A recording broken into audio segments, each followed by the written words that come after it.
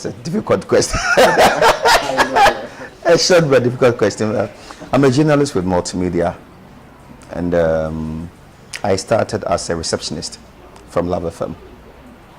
That was 2002.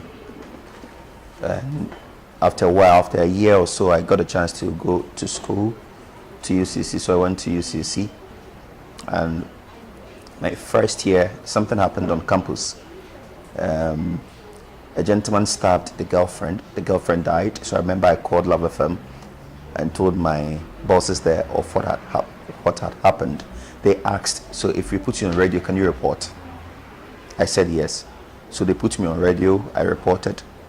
We vacated. I went back to Love FM to the reception.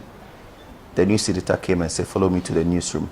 So that's how my journey to becoming a journalist or to be working in a newsroom started. So from the reception to the newsroom.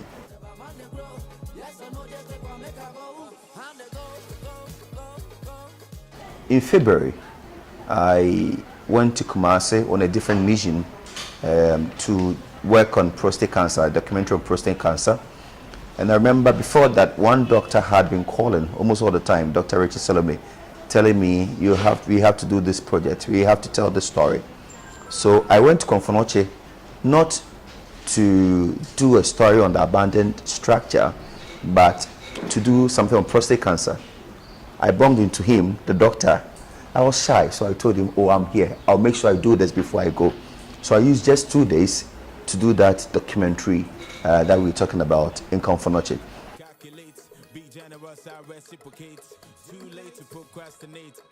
When I came back to Accra and I went through the interviews and I saw the pictures, and I asked myself, so these things are happening, 4 babies dying every day, about 100 mothers dying every year, at times 10 babies die in a day.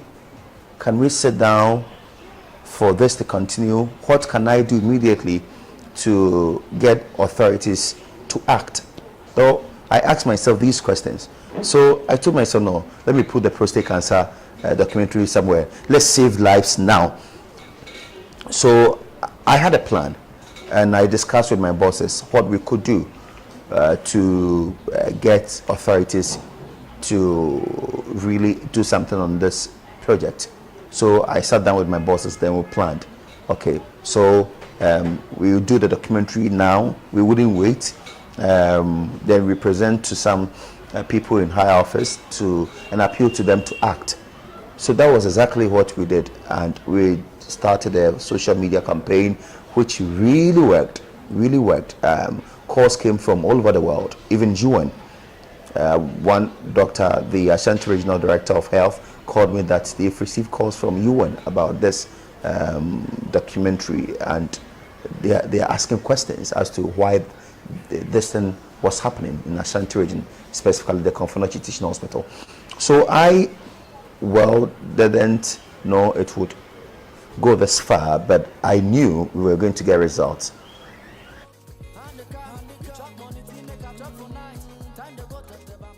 I think this one is equally big. It's difficult for me to say, you understand. I've done a number of documentaries, and each time I produce a documentary, I get results. I think this one, people, yes, felt that they could also end up there one day, so they needed to all come on board and support this project. It's the reason people are still talking about the Next to Die documentary. And also, I think the title also did a trick, Next to Die, because I remember some doctors called me, they were so angry that why that title. So when I explained to them, they were all right, that's okay. So I would say this one of my biggest.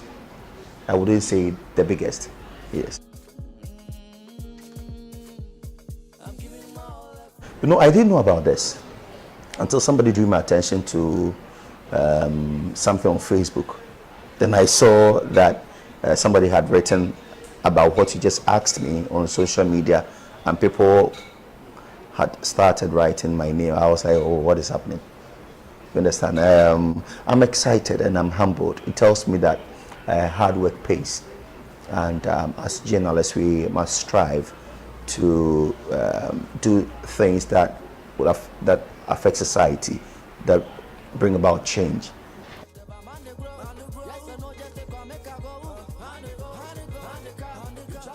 I think politics is good.